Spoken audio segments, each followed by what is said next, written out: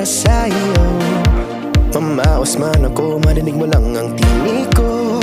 Oo, gagawin ko yun, basta't gagawin mo yun. Magandang bagay alang-alang sa sarili mo.